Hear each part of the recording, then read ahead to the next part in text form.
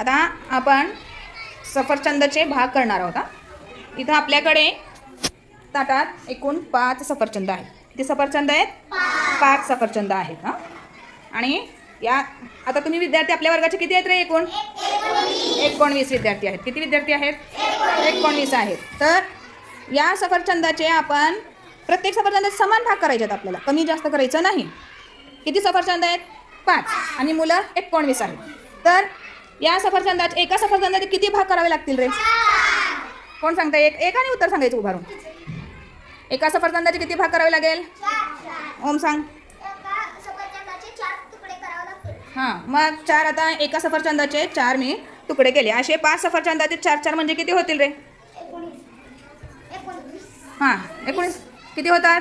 20 होतात. म्हणजे आपली मुलं तर 19 आहेत. मग काय होईल सांगा बरं?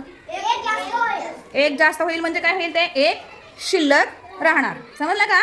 म्हणजे 5 सफरचंद आहेत आणि 19 मुलांमध्ये समान भाग करून वाटायचं म्हणलं तर एकाचे आपण काय किती भाग केलं? एका सफरचंदाचे 4 भाग केले तर 5 सफरचंदाचे 20 भाग होणार आणि एक भाग हा शिल्लक राहतो.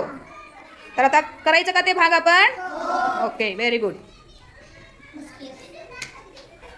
सगळ्यांना मिळाले का भाग? हां, भाग सगळे पुरले? काय शिल्लक राहिलं का? एक राहिलेला आहे ते टीचरसाठी. दे ना हातात. Very good.